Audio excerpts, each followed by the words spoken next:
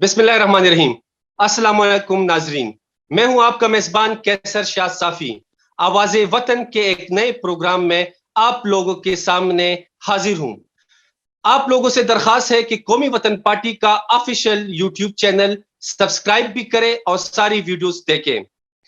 नाजरीन, मुल्क में जहां हुकूमती नाअहली की वजह से महंगाई, बेरोजगारी और कारोबार तकरीबन तबाही के दहाने पे आ खड़ी हुई है, और इसके साथ साथ हुकूमत की नाअहली के हजारों दास्तानें हैं। आपको ये भी पता है कि आने वाले दिनों में पीपल्स पार्टी भी लॉन्ग मार्च करने का ऐलान कर चुकी है। पीडीएम भी मार्च के महीने में लॉन्ग मार्च करेगी। इसके अलावा दीगर जमातें कराची में भी हुकूमत के खिलाफ डटकर खड़ी है। इन्हीं हालात की तनाजुर में आज जिस शख्सियत को हमने अपने प्रोग्राम में मदऊ किया है, वो किसी तारुफ के मोहताज नहीं। आज उनसे इन्हीं मुल्की हालात पे और मुल्की मामलात पे उनसे सिरहासिल गुफ्तगू करेंगे। तो हमारे बीच में है कौमी वतन पार्टी की मरकजी चेयरमैन और पीडीएम के सीनियर नायब सदर और मिली रहबर जनाब आफ्ताब अहमद खान शेरपाव साहब हमारे साथ मौजूद है। सर, आपके टाइम का बहुत बहुत शुक्रिया। सबसे पहले आगाज करते हैं शाह महमूद कुरैशी के जुनूबी पंजाब को सूबा बनाने के हवाले से अपोजिशन को दिए गए पेशकश पर। आप क्या समझते हैं, क्या ये अपोजिशन को एक संजीदा पेशकश है या अवामी तवज्जो हटाने के लिए पीटीआई हुकूमत का एक नया ड्रामा है? क्योंकि आपको पता है कि उन्हें 4 साल में इसके लिए कोई अमली इकदामात नहीं किए हैं। आप क्या समझते हैं इसके बारे में? बहुत शुक्रिया कैसर शाह साहब। मैं खुद हैरान हुआ जब उनके जो ट्वीट हैं वो मैंने देखे। 3.25 साल हो गए हैं इनको, और अब चूंकि इलेक्शन नजदीक है तो ये ऐसे हरबे इस्तेमाल करेंगे।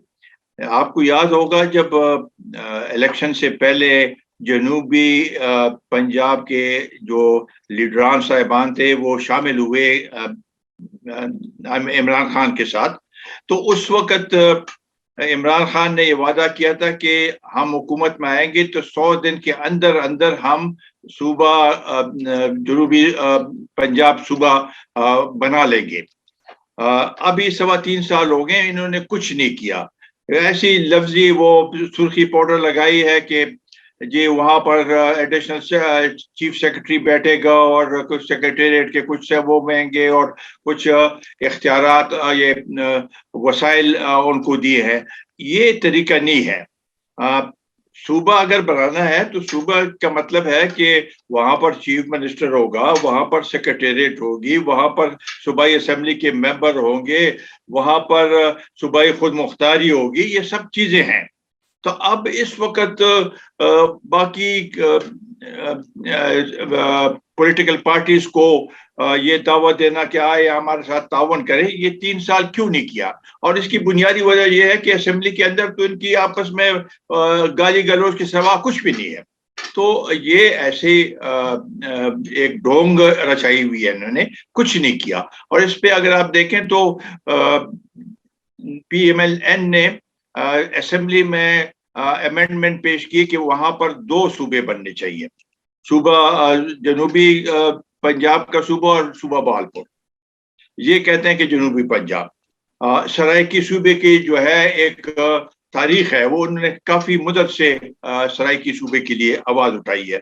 तो इस लिहाज से पहले तो ये है कि पब्लिक ओपिनियन को बिल्ड करनी चाहिए कि क्या अवाम क्या चाहती है, और उसके मुताबिक की फिर वो कि ख्याल है इसमें कुछ भी नहीं है, ये नहीं बन सकता ऐसे इस तरीके से जब तक सब कॉन्स्टिट्यूशनल अमेंडमेंट के लिए 2/3 मेजॉरिटी की जरूरत है, और वो अकेले इनके पास नहीं है। ना इन्होंने कोई कोशिश की है, ना इन्हें कोई इसके लिए अमली इकदामात किए हैं। इमरान खान सेंट्रल पंजाब को से अगर ये काट दे, सुबह जनूबी पंजाब काट दे, तो उसको यहाँ सेंट्रल पंजाब में वो होगी नुकसान होगा, वो नहीं चाहता है। और जो जिस चीफ मिनिस्टर को उधर बिठाए हुआ है पंजाब में, तो वो भी तो जनूबी पंजाब का है। تو اس نے کون سی کوشش کی ہے؟ وہ تو اس کے لیے تو ایک بڑی یہ تخت لاہور جو ہے وہ اتنا بڑا ہے، وہ تخت ملتان پہ کیوں بیٹھے گا؟ تخت لاہور تو سب سے بڑا تخت ہے. تو اس لحاظ سے یہ میرا خیال ہے ایسی ڈکوسلا ہے اور اس میں کوئی جان نہیں ہے. ابھی الیکشن آ رہے ہیں تو یہ کہہ رہے ہیں کہ ہم نے تو کوشش کی، لیکن یہ بھی ایک حربہ ہے عمران خان کا کہ ہم نے کوشش کی، نہیں اپوزیشن نے ہمارا ساتھ نہیں دیا ہے. سب کچھ ملبہ اور کسی پہ ڈالنا یہ ان کا ترا امتیاز ہے. خان، بات کرتے ہیں یہ منی بجٹ کے حوالے سے. حکومت نے منی بجٹ پاس کر دیا اسمبلی سے. مہنگائی کا ایک نیا طوفان آنے والا ہے، بلکہ آ چکا ہے. آپ کیا سمجھتے ہیں اس پروگرام جو آئی ایم ایف کے کہنے پہ انہوں نے یہ سب کچھ کیا ہوا ہے، میکرو لیول پر معیشت پہ اس کے کیا منفی اثرات ہوں گے؟ آپ کیا سمجھتے ہیں کہ اس سے اکانومی بہتر ہو جائے گی یا ہم اور بھی زوال پذیر ہو جائیں گے؟ دیکھیں کیسر شاہ صاحب، آئی ایم ایف کے پروگرام میں یہ جانا چاہتے ہیں، اس کے لیے یہ شرائط تھے، وہ شرائط انہوں نے اسمبلی سے پاس کروائے. اس سے کچھ فرق نہیں پڑے گا، مہنگائی میں وہ ہوگی. اور یہ بھی میں آپ کو بتاتا چلوں کہ یہ آئی ایم ایف پروگرام ستمبر میں ختم ہو جائے گا اور ان کو دوبارہ آئی ایم ایف میں جانا پڑے گا اور اس سے اور زیادہ مزید مہنگائی ہوگی. آپ تاریخ کو دیکھیں، 1988 سے لے کے بنگلہ دیش اب تک کوئی 15 دفعہ شاید 10 دفعہ گیا ہوگا. 2000 کے بعد ہم 5 دفعہ گئے ہیں، وہ 2 دفعہ، اور 2004 کے 5 کے بعد بنگلہ دیش اس کے بعد 2012 کے بعد اس میں گئی نہیں ہے، آئی ایم ایف کے پروگرام میں گئی نہیں ہے. تو یہ سارا ان کی جو ہے مس مینجمنٹ ہے. جب سارے حربے استعمال کیے، کچھ نہیں بنا، خراب ہو گیا حالات، تو آئی ایم ایف میں گئے تو آئی ایم ایف کی شرائط تو بہت ہوں گے. اور اس کے یہ ابھی کہتا ہے فائنانس منسٹر کہتا ہے کہ نہیں جی یہ تقریباً 350 ارب روپے نہیں ہے، 2 ارب کا عوام پہ بوجھ پڑے گا. حالانکہ اس کا بوجھ مکمل طور پر ابھی سے ظاہر ہونا شروع ہو گیا ہے. اس کے ساتھ ساتھ انہوں نے پیٹرول کی قیمت بھی بڑھا دی ہے، بجلی کی قیمت بھی بڑھا دی ہے. یہ بھی آئی ایم ایف کے شرائط ہے. آج آپ دیکھیں تو آٹا بھی مہنگا ہو گیا ہے. اس میں جو پاؤڈر ملک ہے جو بچوں کو دیتے ہیں اس پہ بھی یہ ٹیکس لگ گیا ہے، باقی چیزوں پہ بھی. تو اس سے مہنگائی میں ابھی اس کے اثرات آہستہ آہستہ اور زیادہ مزید بڑھتے جائیں گے. لوگ پہلے سے پریشان ہیں، اس سے اور مزید پریشانی آئے گی. اور اگر سپٹمبر میں دوبارہ آئی ایم ایف میں جانا پڑے تو اس سے اور زیادہ مزید خرابی ہوگی. آپ کا روپیہ کی قیمت میں بہت کمی آئی ہے، ڈالر بڑھ گیا ہے، انٹرسٹ ریٹ بڑھ گئے ہیں. تو ان حالات میں ابھی دوبارہ اگلے مہینے پیٹرول کی قیمتیں دوبارہ بڑھیں گی. بجلی کی قیمتیں میں جو بیس ریٹ ہے اس میں 90 پیسے اور اضافہ ہوگا. تو یہ سب چیزیں کو آپ دیکھیں تو کون سی چیز ہے جو پاکستان میں آج سستی ہے؟ لوگ پریشان ہیں، لوگ خودکشیوں پہ مجبور ہیں اور بچوں کو کھانا نہیں دے سکتے. میڈیسن میں جو دوائیاں ہیں وہ 500% بڑھ گئی ہیں اور ملتی بھی نہیں ہے.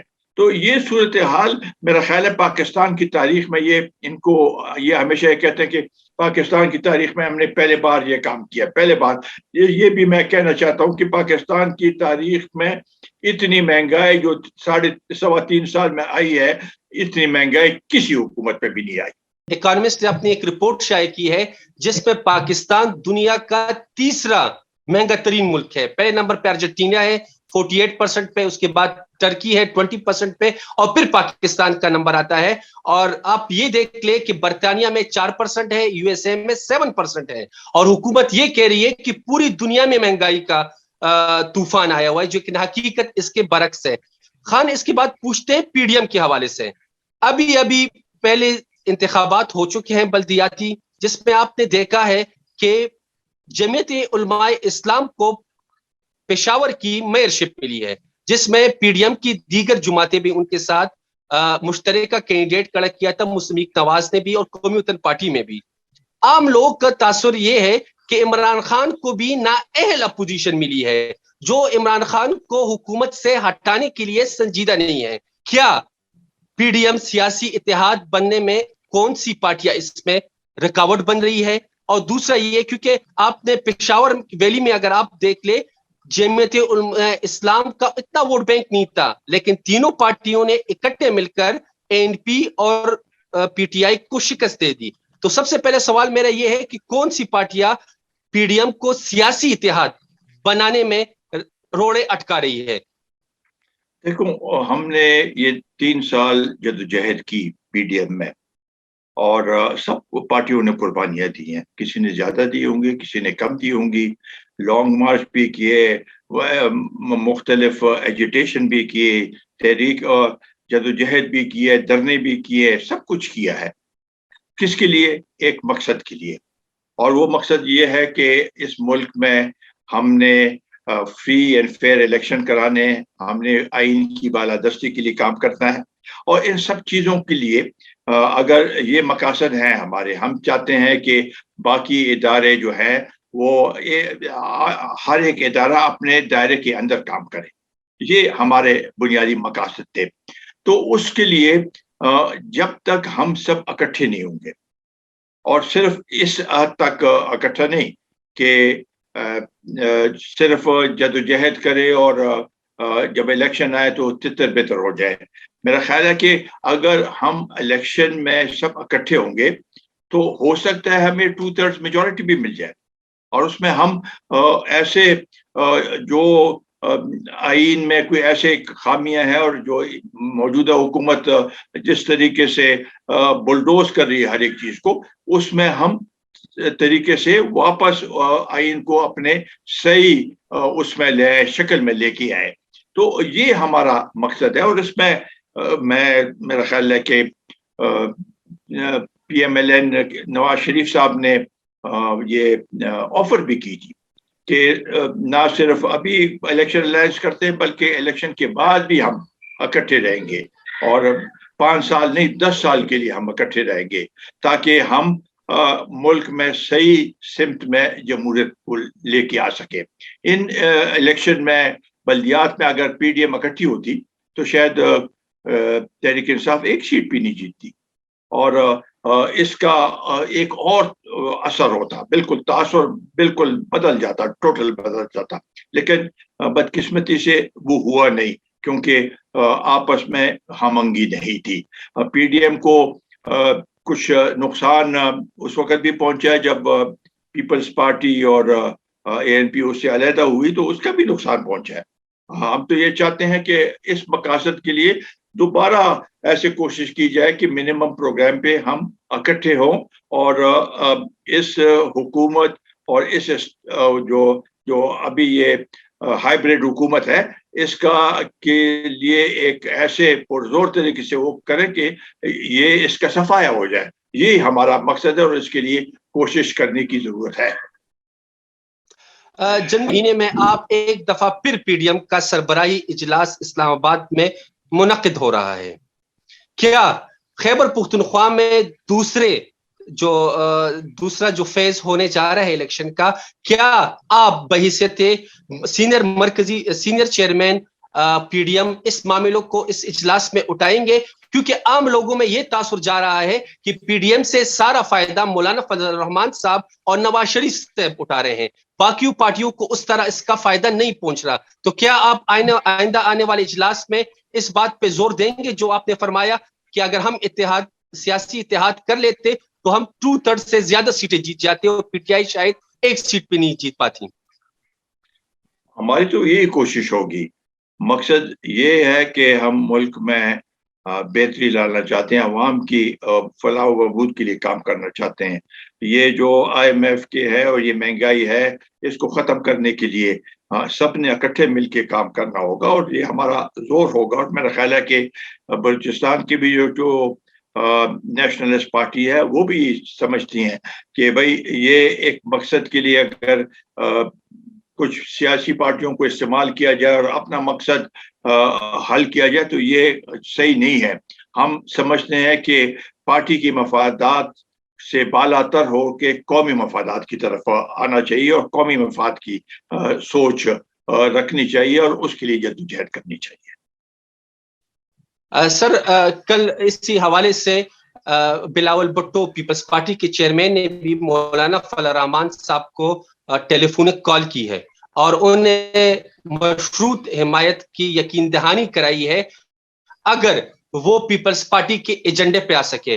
کیا آپ پیپلز پارٹی کو دوبارہ پی ڈی ایم میں شمولیت پہ خوش آمدید کہیں گے؟ میرا خیال ہے کہ انہوں نے جو بات کی ہے میں نے پڑھی ہے اخبار میں بھی، اس حد تک تو ہم متفق ہوں گے کہ ایک مقصد کے لیے، اس حکومت کے خاتمے کے لیے ہم سب اکٹھے ہوں.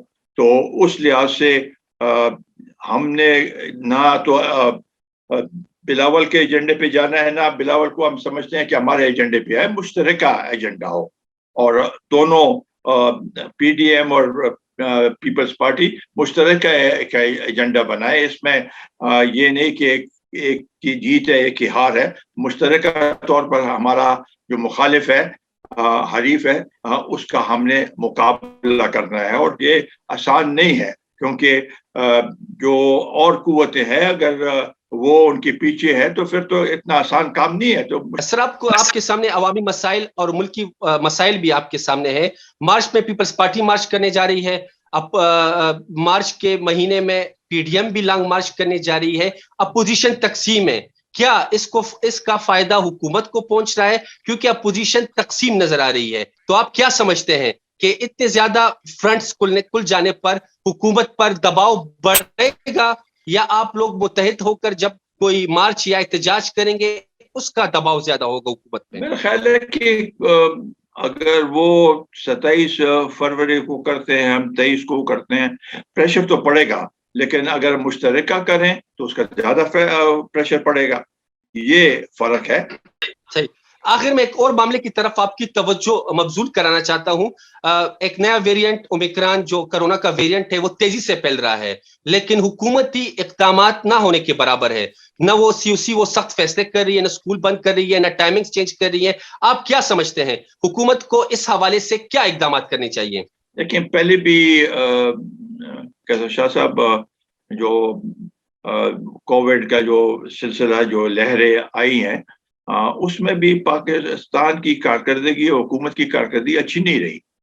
یہ جو اعداد و شمار یہ دیتے رہے یہ صحیح اعداد و شمار نہیں تھے. ایک تو ایک ٹیسٹنگ کم کرتے ہیں، دوسرے آپ بھی ایک علاقے سے تعلق رکھتے ہیں، دیہات میں رہتے ہیں، تو وہاں پر جتنی بھی اموات ہو رہی ہے وہ تو رجسٹرڈ نہیں ہے، وہ اس میں نہیں ہے. اگر یہ سب ملا کے وہ کریں تو کافی زیادہ تعداد میں ہو رہی ہے. ابھی یہ اومیکرون جو ہے اس کی وجہ سے بہت زیادہ علاقے میں اور ہر ایک جگہ اس کے اثرات ہیں.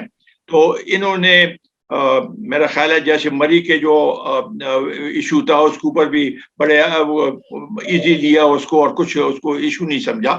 تو اسی طریقے سے اس کو بھی اس لحاظ سے یہ ایک سیریس ایشو نہیں لے رہے ہیں. ابھی آپ دیکھیں مغربی ممالک میں کتنے اقدامات انہوں نے شروع کر دیے لینا. تو اس لیے ضروری ہے اور ہماری بھی یہ خواہش ہوگی، میں سب ناظرین سے درخواست کروں گا کہ حفاظت لیں، حفاظتی اقدامات لیں، بوسٹر لگائے تاکہ اس سے ہم بچاؤ کر سکیں. لیکن حکومت کے اقدامات سے کوئی تسلی بخش جو اقدامات ہیں وہ تسلی بخش اقدامات نہیں ہیں اور اس سے اس کے پھیلنے کے زیادہ امکانات ہیں. سر آج کل اسلام آباد میں سوشل میڈیا پہ دیکھ لیں یا آپ چینلز پہ دیکھ لیں، صدارتی نظام لانے کے لیے کچھ لوگ سرگرم عمل ہے بحیثیت سینئر سیاستدان. آپ اس چیز کو کس نظر سے دیکھتے ہیں؟ کیا واقعی میں اس پہ عمل ہو سکتا ہے؟ آپ کا اس کے بارے میں کیا تجزیہ ہے؟ پہلے سوال تو یہ ہے کہ صدارتی نظام کیوں ہم صدارتی نظام لائے؟ کیا اس نظام کو ہم نے فیل کر دیا ہے پارلیمانی نظام کو؟ کیا اس میں خامیاں کہاں ہے اور کیا ان خامیوں کو ہم دور نہیں کر سکتے؟ صدارتی نظام تو اس ملک میں پہلے بھی چلا ہے لیکن کامیاب تو نہیں ہوا. یہ ایسے ایک ڈائیورشن ہے لوگوں کی توجہ اصل مسائل سے ہٹانے کی طرف یہ ایک وہ اقدام ہے تاکہ لوگوں کو اس کے اوپر بحث وغیرہ شروع کر دے اور اصل جو مسئلے ہیں اس سے توجہ ہٹ جائے. میرا خیال نہیں ہے. اور اس کے لیے بھی اگر وہ ہے بھی تو اس کے لیے ایک کانسٹیٹوئنٹ اسمبلی بنانی پڑے گی. قانون وہ آئین ساز اسمبلی بنے گی. وہ اس کا صرف مقصد یہ ہوگا کہ آئین میں تبدیلی. تو میجر تبدیلی ہے آئین میں. یہ 1973 کی کانسٹیٹیوشن بالکل اسکریپ ہو جائے گا اور نیا پریزیڈینشل فارم کے وہ آئین بنے گا. تو یہ تو میرا خیال ہے کہ نہ ملک کے لیے اچھا ہے نہ ہم یہ سمجھتے ہیں. یہ عمران خان آپ دیکھیں کہ جہاں تک الیکٹرانک ووٹنگ مشین ہے تو اکیلا یہ کہتا تھا کہ یہ اس کے لیے یہ انتخاب کے لیے سب سے بہتر ہے اور اس سے ریگنگ ختم ہوگی. باقی سب پولیٹیکل پارٹیز نے کہا کہ نہیں یہ نہیں ہونا چاہیے. تو کیا عمران خان اکیلا الیکشن لڑنا چاہتا ہے کہ نہیں؟ یہ باقی پارٹیاں بھی لڑیں گی. اسی طریقے سے یہ جو ہے صدارتی نظام عمران خان چاہتا ہے یا کوئی اور اس کے پس پردہ لوگ ہیں جو وہ چاہتے ہیں؟ کیا یہ باقی سیاسی پارٹیاں ان کی کوئی اہمیت نہیں ہے کہ ان سے بھی کوئی پوچھا جائے؟ تو میرا خیال ہے کہ یہ ڈائیورشنری ٹیکٹکس ہے کہ لوگوں کی توجہ ہٹائی جائے. اس میں کوئی جان نہیں ہے اور نہ یہ ہو سکتا ہے. یہ ہر 5-6 سال بعد یہ ایسے جو ہیں مسئلے اٹھتے ہیں کہ جی صدارتی نظام ہونا چاہیے. یہ بحث کیوں ہم کریں؟ ہمیں اپنے جو خامیاں ہیں ان کو دور کر کے پارلیمانی نظام کو بہتر سے بہتر طریقے سے چلانا چاہیے تاکہ آئین کی بالادستی ہو، پارلیمنٹ کی بالادستی ہو اور ہر ایک ادارہ اپنے دائرے کے اندر کام کرے اور عوام کی خدمت کرے. سر آپ کے ٹائم کا بہت بہت شکریہ کہ آج آپ نے اپنے تجربے سے ہمارے ناظرین کو استفادہ حاصل ہوا. سر آپ کا بہت بہت شکریہ. آپ کا بہت بہت شکریہ. ناظرین یہ تھے ہمارے ساتھ قومی وطن پارٹی کے مرکزی چیئرمین آفتاب احمد خان شیرپاؤ صاحب. آپ لوگوں سے گزارش ہے کہ ہمارے چینل کو سبسکرائب کریں اور کمنٹ سیکشن میں جا کے اس پروگرام کے حوالے سے اپنے قیمتی آراء سے ہمیں آگاہ کریں، کیونکہ آپ کی آراء سے ہمیں اپنے پروگرام کو بہتر کرنے میں مدد ملتی ہے. آپ لوگوں کا بہت بہت شکریہ.